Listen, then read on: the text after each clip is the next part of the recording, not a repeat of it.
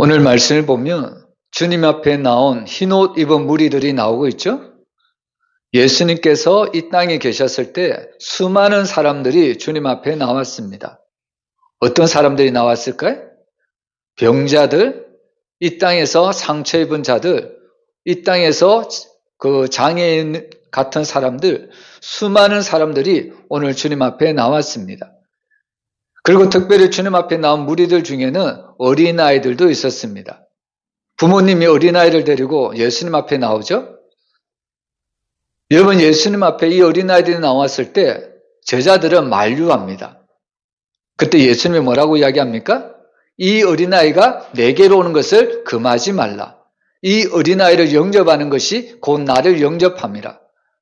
그리고 더 무서운 말씀을 주시는데 이 어린아이와 같이 되지 아니하면 결단코 천국에 들어가지 못한다는 말씀을 줍니다. 그렇다면 여러분 천국에 들어갈 수 있습니까? 예수님은 어린아이와 같이 되지 않고서는 결단코 천국에 들어갈 수 없다고 이야기하죠. 그럼 여러분도 천국에 들어갈 수 있나요? 여기 보니까 제일 젊은 사람이 지금 준영이잖아요. 근데 준영이도 청년이지 어린아이가 아니잖아요. 그러면 준영이도 천국에 못 들어가겠네요? 예수님이 어린아이가 같이 되어야만 천국에 들어간다고 이야기했잖아요. 근데 우리가 잘 알듯이 이것은 문자적인 의미가 아니라 어린아이의 속성에 대해서 오늘 예수님이 말씀하신 것을 우리가 다 알고 있는 거죠. 그러면 과연 어린아이의 어떤 속성을 가져야 우리가 천국에 들어갈 수 있을까요? 어린아이의 속성은 대체로 어떻습니까? 어린아이의 속성은 어떨까요? 우리는 대부분 어린아이의 속성은 순진하다 그렇게 생각하죠. 어른들에 비해서 어린아이들은 순진하죠. 그리고 어린아이의 속성은 어떤 속성이 있을까요? 겸손하다는 속성이 있죠. 어린아이들은 어른들에 비해서 겸손합니다. 그런데 여러분, 어린아이가 순진하고 겸손한 것은 맞는데 근데 어떨 때 보면 감당이 안 될 정도로 순진한 것이 아니라 오히려 부모님을 막 이용하는 어린아이도 있고 어떻게 보면 어린아이가 겸손한 것이 아니라 자기만 알아달라고 이기심에 가득 찬, 질투심이 가득 찬 어린아이 성품도 있는 것을 볼 수가 있습니다. 여러분, 예수님은 어린아이와 같은 그런 속성에 대해서 어린아이와 같은 속성을 가져야만 우리가 천국에 들어갈 수 있다고 이야기를 하는데 어린아이는 순진하다, 겸손하다 우리가 이렇게 생각을 할 수가 있죠. 여러분, 요한복음에 보면 이 니고데모라는 사람이 나오죠. 여러분, 니고데모가 예수님 앞에 나오죠. 그러면서 예수님이 니고데모에게 뭐라고 이야기합니까? 내가 그 물과 성령으로 거듭나야 바로 구원을 받는다. 바로 하나님을 하나님 나라에 들어갈 수 있다. 이렇게 이야기를 하니까 니고데모가 뭐라고 이야기합니까? 어머니의 뱃속에 다시 들어갔다가 나와야 됩니까? 이런 질문하죠. 정말 어리석은 질문 아닐까요? 어떻게 보면 오늘 우리는 이 어린아이에 대한 속성을 잘못 이해를 하면 우리도 마치 니고데모 같이 나도 어머니의 뱃속에 다시 들어가서 다시 태어나야만 구원을 받는 것인가? 이런 생각을 할 수도 있다는 겁니다. 여러분, 여기서 말하는 어린아이의 중요한 속성 중에 가장 중요한 속성이 뭐냐면 어린아이가 스스로 예수님 앞에 나올 수 있었을까요? 어린아이는 누구를 통해서 예수님 앞에 나올까요? 부모님을 통해서 나온다는 겁니다. 무슨 의미냐면요. 그 어린아이의 가장 중요한 속성은 뭐냐면 부모님을 전적 의지한다는 이야기입니다. 여러분, 어린아이는 순진하고 겸손하기도 하지만 때로는 너무 어떻게 보면 영악할 때도 너무 많잖아요. 근데 그런 속성을 지금 예수님이 말씀하시는 것이 아니라 모든 어린아이들이 가지고 있는 속성 중에 가장 중요한 속성은 부모님을 의지할 수밖에 없다는 겁니다. 부모님을 의지하지 않고서는 어린아이는 절대로 살아갈 수가 없습니다. 여러분, 우리가 어떻게 해서 구원을 받고 우리가 어떻게 해서 하나님의 나라에 들어갈 수 있을까요? 누구를 의지해만 들어갈 수 있나요? 예수님을 하나님만 의지해야 우리가 하나님 나라에 들어갈 수 있다는 것을 오늘 주님은 이 어린아이를 통해서 우리에게 알려주는 겁니다. 어린아이가 믿음이 좋아서 어린아이가 같이 되어야 우리가 천국에 들어가는 것이 아니라 어린아이는 전적으로 부모님을 의지하듯이 이 땅을 살아가는 모든 성도들은 하나님을, 예수님을 의지해야만 우리가 구원받을 수 있다는 것을 우리에게 가르쳐주는 놀라운 말씀입니다. 그래서 오늘 본문에 봐도 예수님 앞에 나오는 이 흰옷 입은 무리들, 여러분 사실 하나님 앞에 나올 수 있는 무리들 어떤 사람들일까요? 여러분 하나님 앞에 나올 수 있는 사람들은 딱 조건이 하나 있죠? 뭐가 없어야 될까요? 죄가 없어야 됩니다. 여러분 하나님 앞에 나오는 사람들은 절대로 죄가 없어야 돼요. 죄가 있어가지고는 하나님 앞에 나올 수가 없다는 겁니다. 그런데 오늘 하나님의 보좌 앞과 그의 어린 양이신 예수님 앞에 이 흰옷 입은 무리들이 나오는데, 이들은 흰옷을 입었다는 것은 무엇이냐면 우리가 잘 알듯이 예수 그리스도의 보혈로 그들의 모든 죄를 깨끗이 씻음을 받았다는 이야기입니다. 그렇다면 그들의 모든 죄가 깨끗이 씻음을 받았다는 것은 자기들의 의입니까? 자기들의 공로일까요? 우리가 찬송을 불렀지만 오직 예수의 피로서만 우리의 모든 죄를 씻을 수 있다는 이야기입니다. 그래서 오늘 본문은 이 흰옷을 입은 무리들이 주님 앞에 나올 수 있는 것은 전적인 하나님의 은혜입니다. 전적인 예수 그리스도의 대속의 공로입니다. 그래서 사실 저와 여러분도 이 시간에 하나님 앞에 나와 예배를 드릴 수가 있습니다. 여러분 오늘 저와 여러분이 정말 하나님 앞에 나올 수 있는 것 자체가 은혜라는 것을 우리가 잊어서는 안 된다는 것을 우리가 늘 기억을 해야 합니다. 그래서 오늘 우리는 본문을 통해서 정말 이 흰옷 입은 자들을 통해서 하나님이 우리에게 어떤 교훈을 주시는가? 우리가 세 가지로 우리 한번 살펴보도록 하겠습니다. 여러분 첫 번째로 우리의 죄는 오직 그리스도의 피로서만 온전히 씻을 수 있다고 말씀합니다. 우리 14절 말씀 같이 읽어보겠습니다. 내가 말하기를 내 주여 당신이 아시나이다 하니 그가 나에게 이르되 이는 큰 환난에서 나오는 자들인데 어린 양의 피에 그 옷을 씻어 희게 하였느니라. 아멘. 바로 이 어린 양의 옷으로 모든 죄를 깨끗하게 씻었다는 것을 오늘 우리에게 말씀해 주는 놀라운 말씀입니다. 여러분 사실 성경은 우리의 모든 죄를 깨끗하게 할 수 있는 방법은 바로 오직 예수 그리스도의 보혈밖에 없다는 것을 이야기해 주고 있습니다. 요즘 우리가 세제 강구가 참 많이 나오죠? TV나 여러 가지 매체를 통해서 세제 강구가 참 많이 나오는데 어떤 더러워진 옷도 이 세제만 넣으면 깨끗하게 해진다는 그런 강구를 본 적이 있거든요. 물론 우리가 세제를 쓰면 우리들의 더러워진 옷을 깨끗하게 할 수가 있습니다. 근데 문제는 우리 마음에 이 더러워진 마음을 우리가 아무리 깨끗한 세제를 가지고 씻는다고 할지라도 우리 더러워진 마음을 씻을 수 있을까요? 여러분 겉으로는 우리의 더러워진 몸을 씻을 수 있어요? 그런데 우리의 더러워진 마음은 우리가 어떤 세제를 쓴다 할때 깨끗하게 하지는 못한다는 겁니다. 우리의 더러워진 이 마음을 무엇으로 오직 씻을 수 있을까요?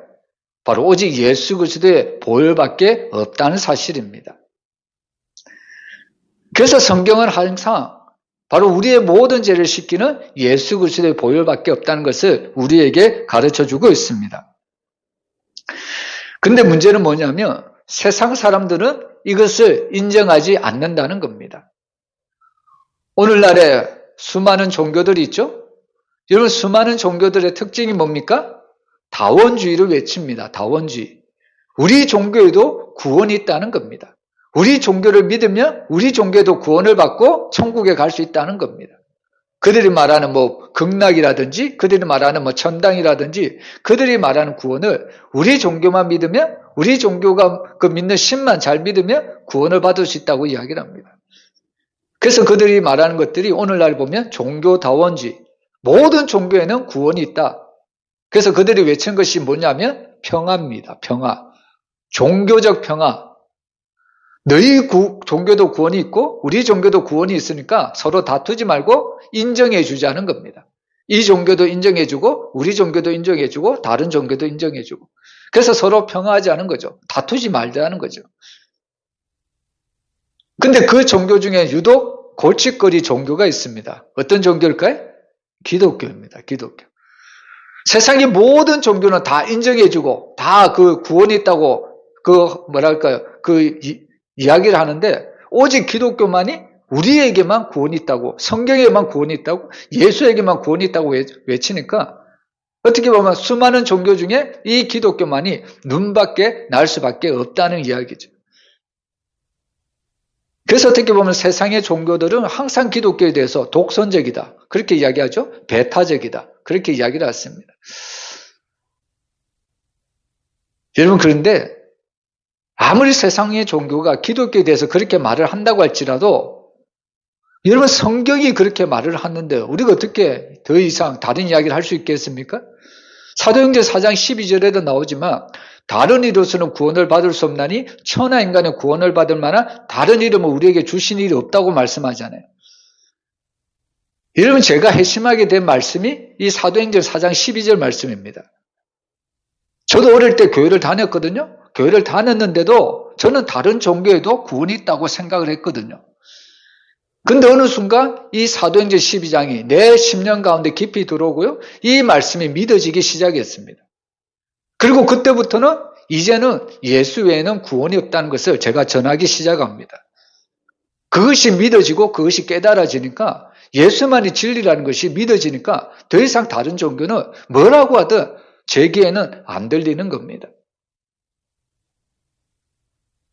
여러분, 요한계시록은 우리가 잘 알듯이 성경의 제일 마지막 책입니다. 여러분, 처음 책 창세기도 중요하지만 제일 마지막 책에 더 중요한 이유가 뭡니까? 제일 마지막 책에서 어떻게 말하는가에 따라서 결국에 결론이 날 수밖에 없거든요. 여러분, 처음 책에서 막 여러 가지를 이야기할 수도 있겠죠? 근데 마지막 책에서 딱 이렇게 결론을 내버리면 더 이상 그 결론을 따르지 않으면 구원이 없다는 겁니다. 근데 오늘 요한계시록 마지막 책에서 결론이 뭡니까? 어린 양의 피로서만 구원을 받을 수 있다고 이야기를 하는 겁니다. 어린 양의 피로서만 우리가 죄 씻음을 받을 수 있다고 이야기를 하는 겁니다. 그래서 요한복음 14장 6절에도 오직 예수님을 통하지 않고서는 하나님께로 올 자가 아무도 없다고 이야기를 합니다. 앞에서도 얘기했지만 하나님 앞에 나아갈 때 한 가지 전제 조건이 있다고 이야기를 했죠. 죄가 없어야 된다고 했습니다. 그러면 예수님을 통해서 하나님 앞에 나아갈 수 있다는 것은 무슨 의미일까요? 예수님을 통해서 나의 모든 죄를 다 용서받고 죄사함을 받고 하나님 앞에 나아갈 수 있다는 것을 우리에게 가르쳐주는 말씀입니다. 근데 오늘날 세상의 사람들은 자기 나름대로 세상적인 방법으로 죄 씻음을 받기를 원하고 있습니다. 어떤 방법이냐면요, 누군가에게 죄를 지었을 경우에 그 사람에게 죄를 지었으면 어떤 합당한 보상을 해줍니다. 그러면서 나는 모든 죄를 다 갚았다고 이야기를 하는 거죠. 그리고 또한 내가 어떤 죄를 지었을 때 나는 어떻게 보면 만약에 내가 어떤 죄를 지어서 교도소에 간다. 그리고 교도소 형량을 다 치르고 나면 나는 죄의 값을 다 치렀다. 사람들은 그렇게 이야기를 하죠. 그리고 또한 내 양심에 찔림이 있을 경우, 그 사람을 찾아가거나 또 잘못한 일에 대해서 내 양심을 바로잡기 위해서 많이 노력을 하고, 그리고 내 양심이 바로 돌아오면 나는 모든 죄 씻음을 받았다. 인간적인 방법으로, 세상적인 방법으로 이야기하는 경우가 참 많이 있습니다. 여러분, 물론 이것도 중요합니다. 세상적인 죄를 지었을 때 세상적인 방법으로 죄를 해결하는 것도 중요합니다. 근데 중요한 것은 뭐냐면요, 세상적인 방법의 그 죄를 씻는 것도 중요하지만 더욱 중요한 것은 영적인 죄를 짓는 것이, 영적인 죄를 해결하는 것이 더욱더 중요하다는 사실입니다. 여러분, 죄를 씻어주고 안 씻어주고, 죄를 용서하고 안 용서하고, 그 기준이 누구에게 있습니까? 그 주권이 누구에게 있을까요? 하나님께 있다는 겁니다. 내 만족으로 내가 이만큼 하면 됐겠지. 물론 나는 그 만족으로 나는 죄 씻음을 받을 수 있겠다. 그런 생각을 할 수도 있겠지만, 그러나 내가 많은 선을 행한들, 또 내 죄 씻음을 받기 위해서 다른 사람에게 많은 보상을 해준들, 하나님이 용서해 주지 않으면 그것은 죄를 씻음 받은 길이 온전한 죄 씻음이 아니라는 겁니다. 세상에는 죄 씻음을 받았다고 이야기할지는 모르겠지만 하나님께서 아니라면 아닌 겁니다. 그래서 사실 우리는 하나님 앞에 온전한 죄를 씻음을 받기 위해서는 바로 예수 그리스도의 보혈밖에 없다는 것을 우리가 깨달아야 된다는 이야기입니다. 여러분, 하나님은 인간적인 방법으로 죄 씻음을 받기를 원하는 사람들 대해서 이런 말씀을 주시는데요. 예레미야 2장 22절 우리 한번 같이 읽어보겠습니다. 주 여호와의 말씀이니라. 내가 잿물로 스스로 씻으며 내가 많은 비누를 쓸지라도 내 죄악이 내 앞에 그대로 있으리니. 여러분, 이 말씀이 제가 앞에서 말한 대로 인간적인 방법으로 죄 씻음을 받으려고 했던 모든 사람들의 결과가 결국은 하나님 앞에서는 내 모든 죄악이 그대로 있다고 이야기를 하는 겁니다. 아무리 인간적인 방법을 쓴다고 할지라도 그 죄는 없이 할 수가 없다는 겁니다. 설령 내가 지은 죄를 내가 보상을 함으로 다 용서를 받았다고 한들 그러면 그 뒤에 또 우리가 죄를 안 지을까요? 그 뒤에 또 우리는 여전히 죄를 짓는 것이 인간입니다. 사람입니다. 온 죄를 인정을 안 한다고 할지라도 사람이라는 존재는 살아가면 살아갈수록 1분 1초 늘 짓는 것이 죄라는 겁니다. 그런데 이 죄를 내가 어떻게 다 씻을 수가 있겠습니까? 내가 이 죄를 어떻게 다 보상할 수가 있겠습니까? 그래서 예수님이 십자가를 지신 거죠. 여러분, 십자가에서 예수님이 뭐라고 말씀하시고 운명하셨을까요? 다 이루었다고 말씀하시고 운명하십니다. 여러분, 다 이루었다는 말 속에는 무슨 뜻인지 우리가 잘 알고 있죠? 다 우리의 모든 죄를 다 속량하셨다는 겁니다. 우리의 모든 죄를 다 갚아주셨다는 겁니다. 여러분, 예수님이 십자가에서 흘리신 그 보혈은 우리의 모든 죄값을 용서해 주신 것은 완전한 겁니다. 비록 우리가 이 땅에서 죄를 짓고 살아가지만 여전히 육신의 연약함 때문에 죄를 짓고 살아가긴 하지만 중요한 것은 우리가 지은 죄를 예수님의 이름으로 정말 철저히 회개하기만 하면 예수님은 우리의 모든 죄를 바로 흰 눈과 같이, 흰 양털과 같이 우리의 모든 죄를 없이 한다고, 우리를 용서해 주신다고 약속하고 있습니다. 그래서 오늘 우리는 본문을 통해서 정말 우리의 모든 죄를 씻음을 받을 길은 오직 예수 그리스도의 보혈밖에 없다는 사실을 우리가 믿어야 합니다. 그것을 믿는 자가 주님 앞에 담대히 나올 수가 있습니다. 이것을 우리가 다른 말로 하면 구원의 확신이라고 말합니다. 어떤 성도들은 구원의 확신이 없어서 갈팡질팡하는 성도들이 참 많이 있거든요. 내가 구원을 받았나? 구원을 받지 않았나? 의심하는 성도들이 많이 있습니다. 그러니까 이런 확신이 오지 않으니까, 이런 구원의 확신이 없다 보니까 어려움을 당하면 늘 힘들어합니다. 왜 나만 이런 고난을 받는지, 왜 나에게만 이런 어려움을 찾아오는지 늘 힘들어하는 것을 볼 수가 있습니다. 근데 구원의 확신이 있으면요, 어떤 환난이 와도 어떤 어려움이 와도 하나님의 사랑에서 우리를 결코 끊을 수 없다는 그 주님의 음성을 듣기 때문에 어떤 환난 가운데서도 그들은 기쁨으로 감사함으로 구원의 확신을 가지고 이 땅에서 삶을 살아갈 수가 있습니다. 그래서 오늘 우리는 어린 양의 피로 그 옷을 씻어 희게 하였느니라. 정말 이 말씀이 얼마나 중요하고 얼마나 소중한 말씀인지 우리는 깨달아야 합니다. 여러분, 저와 여러분이 그 예수 그리스도의 피로 우리는 모든 죄사함을 받았다는 것을 믿으시길 바랍니다. 그래서 우리는 지금 이 자리에서 하나님 앞에 감사하게 바로 구원의 은혜를 찬양하고 구원의 예배를 드릴 수가 있다는 이야기입니다. 그래서 오늘 첫 번째로 바로 이 주님 앞에 나온 흰옷 입은 무리들은 오직 예수 그리스도의 보혈로 죄사함을 받고 깨끗하게 입은 사람들, 그 무리들이 바로 이 주님 앞에 나온 줄로 우리가 알 수가 있습니다. 그리고 두 번째로 이 땅에서의 쾌락은 물론 고난조차도 잠시 있다 사라질 안개일 것이라는 것을 우리가 말씀을 통하여 알 수가 있습니다. 오늘 15절 끝에 보면 보좌에 앉으신 이가 그들 위에 장막을 치신다는 말씀이 나오고 있습니다. 여기서 장막을 친다는 말은 무슨 의미냐면 바로 하나님께서 임재하신다는 겁니다. 그리고 이 땅에 예수님께서 육신의 몸을 입고 성육신 하신 사건을 바로 이 장막을 치신 사건이라고 이야기를 하고 있습니다. 즉 하나님께서 이 땅에 오시면 어떤 일이 일어나느냐? 오늘 16절 우리 한번 같이 읽어보겠습니다. 그들이 다시는 줄이지도 아니하며 목마르지도 아니하고 해나 아무 뜨거운 기운에 상하지도 아니하리니. 아멘.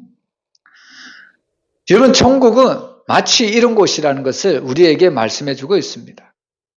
여러분, 천국은 어떤 곳일까요? 여러분, 천국은 어떤 곳이냐? 있을 것만 있고요, 없을 것은 하나도 없는 것이 천국입니다. 천국은 있을 것만 있고 쓸데없는 것은 하나도 없는 것이 바로 천국이라는 겁니다.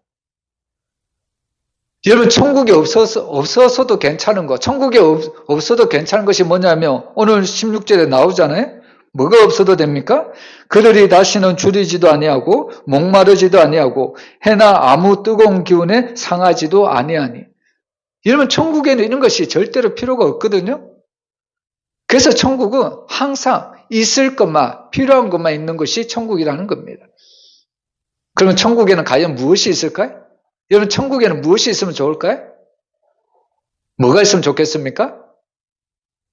천국에는 뭐가 차고 넘칠까요? 여러분, 천국은 사랑이 차고 넘치는 겁니다. 천국은 감사만 있는 겁니다.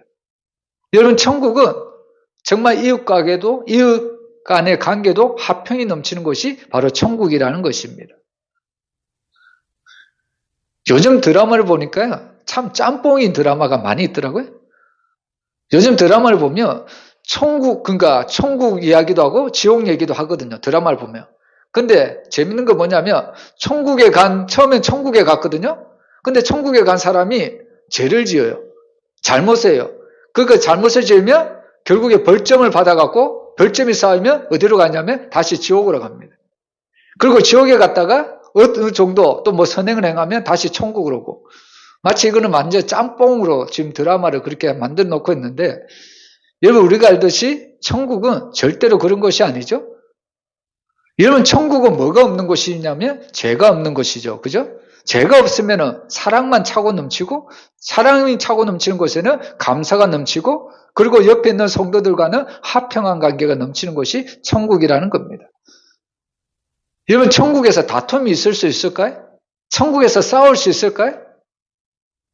제가 아직도 그 이해가 잊혀지지가 않는데, 여러분, 천국에는 음식을 먹는 젓가락이 우리는 보통 이제 한 요 정도 되잖아요? 근데 천국의 젓가락은 아주 길다고 합니다. 여러분, 그런 젓가락을 가지고 먹을 수 있나요? 먹을 수 있을까요? 없을까요?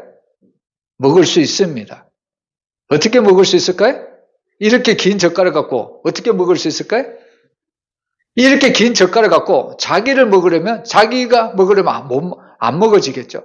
근데 이렇게 긴 젓가락을 가지고 남을 먹여주는 겁니다. 남을. 그만큼 이 천국은 사랑이 넘친다는 것이에요. 근데 지옥은 어떨까요? 이렇게 긴 젓가락 갖고 자기만 먹으려고 하다 보니까 자기도 못 먹는 거예요. 그래서 천국이라는 것은 다툼이 있을 수도 없고 사랑이, 감사가, 화평한 이것이 차고 넘치는 것이 천국이라는 겁니다.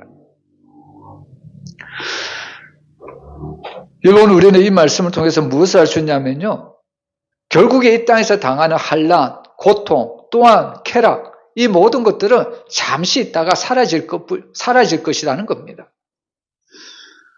여러분, 성도들 가운데는 이런 고통과 고난을 이겨내지 못하고 잠시 하나님에 떠나버리는 성도들이 가끔씩 있는 것을 볼 수가 있습니다. 또한 세상의 쾌락 때문에 믿음에서 져버린 성도들도 가끔씩 있는 것이 보입니다. 근데 그들이 어리석은 이유가 뭡니까? 이 땅에 있는 쾌락, 이 땅에 있는 고난이 마치 영원한 것인 것처럼 생각하기 때문에 그곳에 마음을 빼앗기고 결국에 행동으로 옮겨버리죠. 근데 성경은 이 땅에 있는 모든 것은 유한한 세계라고 말씀합니다. 영원한 세계가 아니에요. 언젠가는 끝이 있다고 이야기를 합니다. 그래서 성경은 우리네 인생을 안개와 같다고 이야기를 하잖아요. 앞이 보이지 않는 것 같지만 어느 순간 보면 이 안개가 완전히 거쳐서 밝은 태양이 떠오르는 날이 온다는 이야기입니다. 그래서 우리는 이 땅을 살아갈 때 늘 하나님의 임재를 경험하면서 하나님의 말씀에 순종하면서 하나님의 말씀을 쫓아서 생활하는 것이 너무나도 중요합니다. 이 땅에 있는 것은 영원한 것이 아무도 없습니다. 저도 지금 제가 언제 이렇게 나이를 먹었는지, 저도 참 언제 지금 나이를 이렇게 먹었는지, 물론 우리 어르신들에게 죄송하긴 하지만 저도 지금 생각해보니까 뒤돌아보니까 벌써 50이 넘었더라고요. 제가 이 나이가 올 줄 꿈에도 생각을 못 했거든요. 근데 지나가 보니 벌써 이렇게 나이를 먹어버렸고, 그리고 육신은 점점 연약해지고, 또 힘도 떨어지고, 과거보다는 지금 더 육신의 힘이 점점 떨어지는 것 같더라고요. 여러분, 이 땅에 사는 것은, 이 땅에 있는 존재하는 모든 것들은 영원한 것은 아무것도 없습니다. 우리가 창세기 말씀을 통해서 아는 것이 아담이 범죄 이후에 결국에 이 땅은 그 타락으로 인해서 저주를 받았다는 겁니다. 육신의 그 식물만 저주를 받은 것이 아니라 우리가 보는 지금 자연 세계의 모든 기후도 저주를 받아갖고 이상기후 때문에 우리가 얼마나 큰 고통을 당하고 있습니까? 결국에 이 땅에 있는 모든 쾌락, 이 땅에 있는 모든 그 고난도 영원한 것이 아니라는 것을 우리가 깨달아야 합니다. 우리가 그것을 정말로 깨닫는다면 우리가 잠시의 쾌락, 잠시의 고난도 우리는 믿음으로, 말씀으로 순종하며 이겨낼 수가 있다는 이야기입니다. 그래서 오늘 본문 말씀을 통해서 세상이 아무리 우리를 유혹하고 미혹을 한다고 할지라도 우리는 오직 말씀 위에 굳게 서야 되는 줄로 믿습니다. 말씀이 영원한 겁니다. 말씀이 영원히 변치 않는 겁니다. 그래서 우리는 어떠한 상황 가운데서도 오직 진리의 말씀이시 그 예수 그리스도만 따라갈 수 있는 그런 믿음의 성도가 되어야 될 줄로 믿습니다. 그리고 세 번째로 여러분, 땅에서 복음을 위해 고난받는 자가 천국에서 더 큰 복을 누릴 수 있다고 이야기를 합니다. 우리 17절 말씀 우리 한번 같이 읽어보겠습니다. 이는 보좌 가운데에 계신 어린 양이 그들의 목자가 되사 생명수 샘으로 인도하시고 하나님께서 그들의 눈에서 모든 눈물을 씻어주실 것입니다. 아멘. 오늘 마지막 절에 보면 하나님께서 그들의 눈에서 모든 눈물을 씻어주실 것이라고 이야기를 합니다. 여러분, 우리는 세상을 살아가면서 눈물을 흘릴 때도 가끔 있죠? 근데 특별히 오늘 이 요한계시록을 썼던 이 당시에 1세기 초대 그리스도인들이 눈물을 흘렸는데 그들의 눈물은 어떤 눈물이었을까요? 무엇 때문에 과연 눈물을 흘렸을까요? 결국 복음 때문에, 그 복음을 전함으로 핍박받는 것 때문에 그들의 눈에서는 눈물을 흘릴 수밖에 없었습니다. 여러분, 우리가 사는 세상에도 우리가 눈물을 흘릴 때가 있죠? 근데 세상 사람들 흘리는 눈물과 지금 초대 그리스도인들이 흘리는 눈물과는 차원이 다르다는 겁니다. 여러분, 초대 그리스도인이 흘리는 눈물은 하나님의 나라를 위해서, 그의 의를 위해서 흘리는 눈물입니다. 그것 때문에 핍박을 받고, 그것 때문에 심지어는 자기의 생명도 잃어가는, 순교를 당하는, 그들의 눈에서는 눈물이 마를 날이 없다는 겁니다. 근데 그렇게 고통을 당하고, 심지어는 하형을 당하고, 심지어는 맹수의 밥이 되고, 그리고 결국에 순교를 당하지만 이 땅에서는 정말 어떻게 보면 수치스러운 삶이라고, 이때 어떻게 보면 그들이 십자가를 통해서 어떻게 보면 저주받은 삶이라고 세상 사람들로부터 조롱을 받을지는 몰라도 마지막이 되면 어떻게 됩니까? 오늘 말씀에 나온 대로 보좌 가운데 계신 어린 양이 그들의 목자가 되사 생명수 샘으로 인도하신다고 말씀합니다. 할렐루야. 우리들이 이 땅에서 예수를 믿고 어떻게 보면 손해를 볼 수도 있고 핍박을 받을 수도 있고 고난을 받을 수도 있고 또 복음을 전함으로 상대방으로부터 엄청난 위력을 당할 수도 있습니다. 그러나 오히려 우리가 주님 때문에 당하는 핍박, 한랑, 그 모든 것들이 마지막 날에는 하나님께서 우리에게 상급으로 대갚아 주신다는 것을 우리에게 말씀해 주고 있습니다. 그래서 복음을 위해서 고난받는 자가 바로 천국에서 더 큰 행복을 누릴 수 있다는 것을 성경은 우리에게 말씀해 주고 있습니다. 여러분, 저와 여러분의 삶은 이 땅의 삶이 마지막이 아닙니다. 끝이 아니라는 거예요. 우리는 이 죽음이라는 것을 통과하며 우리에게는 영원한 세계가 기다리고 있는데 그 영원한 세계는 두 가지죠. 천국 아니면 지옥입니다. 근데 우리가 이 땅에서 예수를 믿고 정말 우리가 예수 때문에 핍박을 받고 고난을 받는다 할지라도 예수를 믿는 자는 바로 이 땅의 죽음이 끝나는 날 우리는 영원한 세계, 하나님의 나라 천국에서 하나님께서 우리에게 영생복락을 허락해 주신다는 것을 우리에게 약속하고 있습니다. 저와 여러분은 그것을 소망하기 때문에 우리는 날마다 이 땅에서 믿음으로 살아가고 있습니다. 여러분, 우리가 이 땅에서 살아갈 때 제일 큰 복이 뭡니까? 제일 큰 행복이 뭘까요? 제가 요즘 자주 강조하지만 우리가 이 땅에서 제일 큰 행복, 제일 큰 복, 우리가 이 땅에서 정말 제일 잘한 일이 있다면 예수를 믿은 겁니다. 우리가 예수를 믿었기에 우리는 영원한 생명도 영원한 천국도 보장받을 수 있었기 때문입니다. 우리가 살아가는 세상은 수많은 기회가 있는 것 같죠? 그런데 그 구원의 기회도 언젠가는 딱 닫힐 날이 온다는 겁니다. 노아의 방주가 딱 닫혔듯이 우리에게는 구원의 기회가 언젠가 영원토록 있을 것 같지만 그러나 그 구원의 기회도 딱 언젠가는 닫힐 때가 분명히 온다는 것을 우리에게 말씀해주고 있습니다.